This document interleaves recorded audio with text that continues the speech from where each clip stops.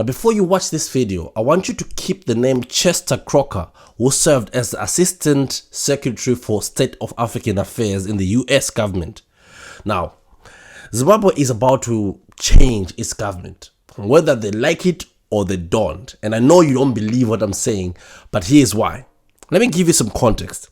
On the 2nd of August 1998, there was a period where most African countries engaged in war, and this was regarded as the Africa World War in the Democratic Republic of Congo.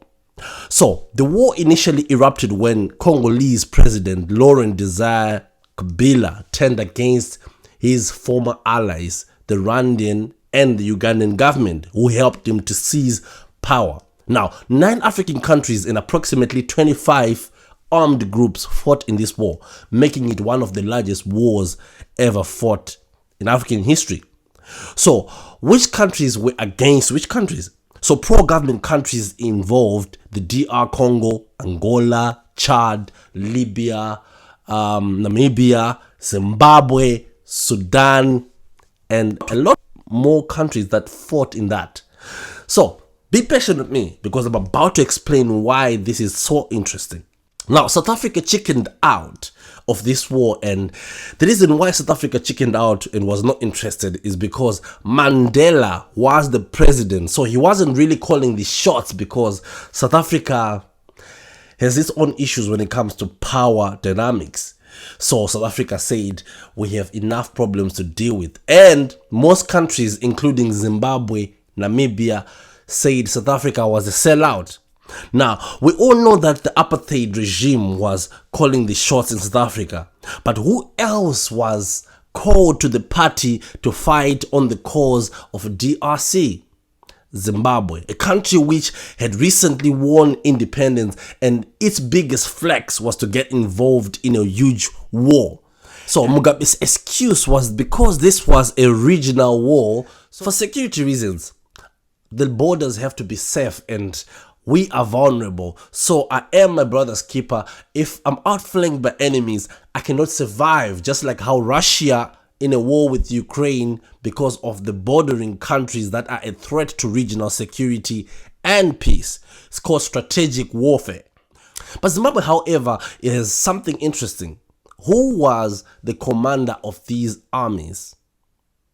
Just take a guess. Who do you think was the commander of these armies? I know you can. Now, this was Emmerson Mnangagwa, the incumbent, and Constantino Chiwenga, who is the vice president at the moment. And these are not just mere people. These are seasoned military men who have always been in charge of military operations within the region. But why do I say things are about to change in Zimbabwe? Now, let's dig deeper into this. So, this is the president of Zimbabwe, Emmerson Mnangagwa, a seasoned politician who is known for espionage, obviously counterintelligence operations in the region, and corruption, then obviously propaganda. So in recent years, like I have said before, we have a regional cult called the Southern African Development Community, SADC, where countries like Zambia, Malawi, Zimbabwe, South Africa, Namibia, South Africa, Mozambique, Botswana, which recently had its election, and to mention just a few, DRC.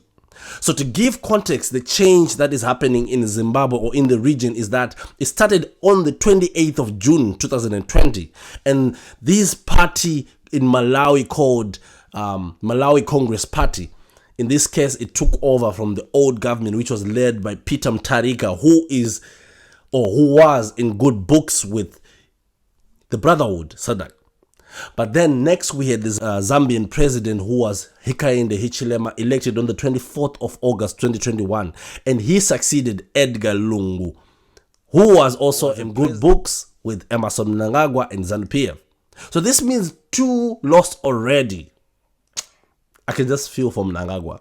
The next election was South Africa. Cyril Ramaphosa, an ally again to Mnangagwa, and his African National Congress, ANC party, was forced into an alliance with the Democratic Alliance, DA, a party that is controlled by very powerful white supremacists who have a dream to restore apartheid in South Africa and Southern Africa. We are talking about the Oppenheimers and major mining corporations who want to regain control of the natural resources in the region. That is why the recent Minister of Home Affairs in South Africa signed a deal, allegedly, to allow Ukrainian diplomats to get South African visas free of charge, just a few days after the leader of the DA rubbished Cyril Ramaphosa sentiments to say they are allies with Russia. Africa, we've formed a government of national unity following our elections in May of this year. So we will have time, as I briefed you on the telephone, but we will have time to talk more about that and inform you how that whole process of governing South Africa with a number of other parties is evolving as we have sought to unite the country, to stabilize the country politically. And we're rather pleased that with your support in every respect, we've been able to reach this point in the history of our country. So we continue to see Russia as a valued ally, as a valued friend who supported us right from the beginning, from the days of our struggle against apartheid, right through to now.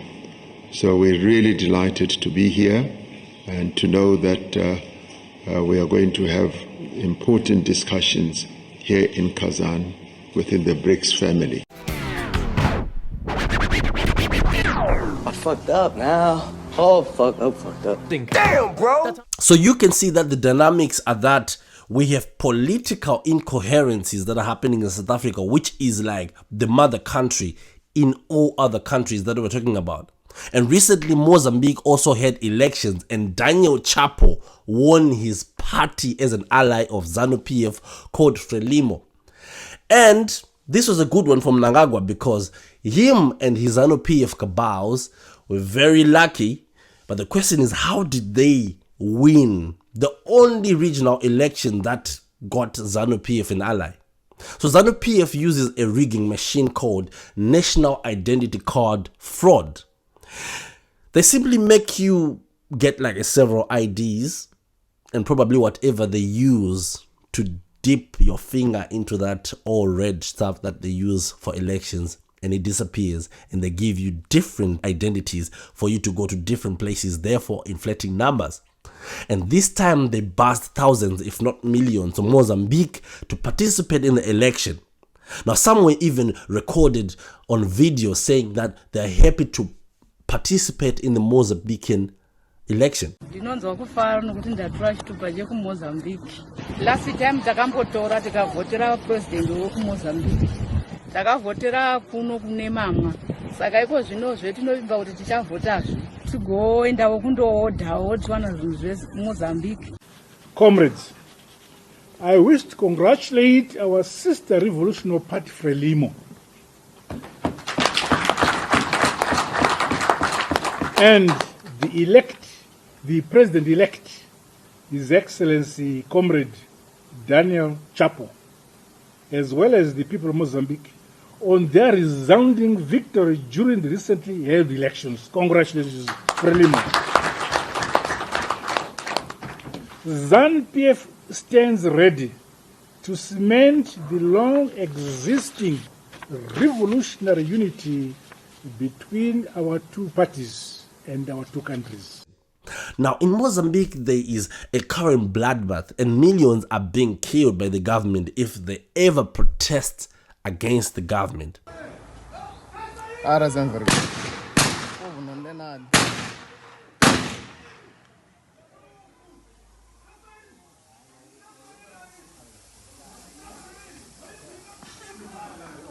Atacando a população nas suas casas.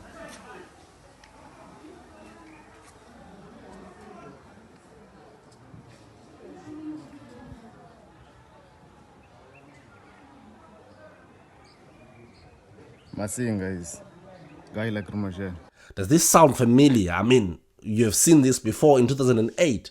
This is a ZANU-PF playbook, rule number 5, I think. It's called, if you rig an election and people protest against the election, they'll say you're going against the democratic cause of the country. Therefore, you get unalived. So, the next election, we had the Botswanan election. A new president elected called Duma Boko. It's a recent one, and he succeeded Masisi.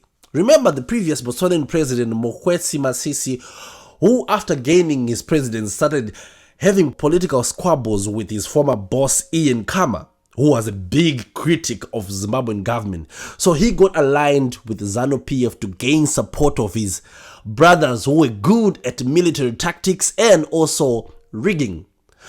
But things are quite different in Botswana. They don't take nonsense.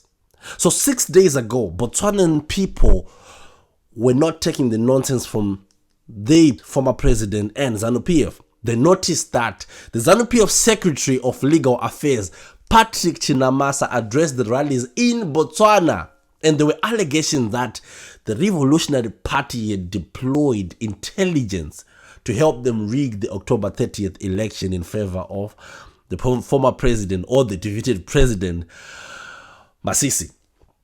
So, according to a published article, it was on the 24th of October, UDC led by Advocate Duma, who is the new president of Botswana, was agitated by ZANU-PF's meddling, prompting that supporters were to picket Ambassador Henry Mukonoweshuro's office during the weekend. Mukonoweshuro is the ambassador of Botswana to Zimbabwe. He was literally in big trouble by the Botswanan people. They got into the embassy to protest, to say, we don't want Zimbabwe meddling in our issues. Why? Because they know that Zimbabwe is the big brother who comes to rig elections. Now, we are waiting for Namibia to decide on the 27th of November 2024. But this is not the reason why I'm doing this video. I want you to see how there is a regional dynamic that's coming into Southern Africa. Now, this is already telling you that there will be no diplomatic relations between Zimbabwe and Botswana, or let me say between ZANU-PF and Botswana. Now, why is this significant? Because as a country, you need to understand that to run efficiently, you need strong borders. And as we see, Zimbabwe at the moment is outflanked. And for it to run efficiently without regional support, that is a whole different political game. Now we see now South Africa is run by apartheid government. Everyone can see it because who signs a deal in the absence of the president and it's published? It clearly says South Africa is not really run by the ANC government anymore. And Mozambique is a weak neighboring country, let's be fair. They have wars daily and conflict every now and then. Zambia is no longer an ally, and we saw it during the elections. They didn't even endorse the president in this election. So Zambia is out. And it's also housing an American base, allegedly. Malawi is widely known for being a non-decisive ally. Namibia is about to make its changes again. Now you see, in 2005, there is a man called Chester Crocker who served as the Assistant Secretary for State Affairs to the US government. He vowed that there are several ways to remove ZANU-PF from power. The first way was to make the economy scream, as he said in his words. And the second was to cause an insurrection, which would start as a protest until the government is forced to withdraw from power. That is why Morgan Tsvangirai did what they called the final push. It was an insurrection attempt, which is basically people protesting, and then they get to the state house and they force the presidents to leave the state house. Therefore, the country is under siege. So he then said, we only have one window of opportunity left for Zimbabwe, and it is the education system. And this was meant to introduce certain curriculums or programs into the education system of Zimbabwe, including peace education, which was believed to be an espionage scheme. And these go a long way to deciding how the people think, because policy or education policies take a long span until they start making effective changes. Now let's talk about this question that I have. Why are many revolutionary parties losing power? Obviously, we think of corruption, we think of a lot of things, but none of us ever think maybe the reason why we're getting tired of revolutionary parties is because it is a shift. It is a serious dynamic shift to things. And to even think that ZANU-PF can maintain its hold on power, it's the most unbelievable and stupidest thing to even think. So it should be interesting to note that the recent electoral processes were shifting from old, incompetent parties to new ones. And why is that? It is because everything that you see in this world has something to do with Russia and Western countries. African countries are a foundation of European and Eastern countries. And the more you are allied to them, the more power you have at world stage. And Russia is slowly sweeping West Africa, and the West is trying to also take over Southern Africa. And this reality happening, ZANU-PF will lose its power in a very dramatic shift. And you can see it from a whole academic perspective to say, how do you survive in a region where none of your neighboring countries are in support of you? None of them. Because South Africa, clearly, we've lost it.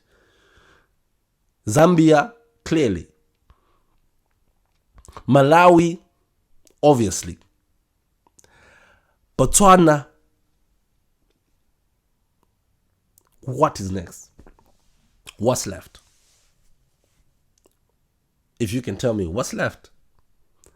So ZANU-PF is losing power. We may actually deny it, but ZANU-PF thrived on keeping certain leaders in power because they had the ability to rig and spy. But there are no more diplomatic relations whatsoever.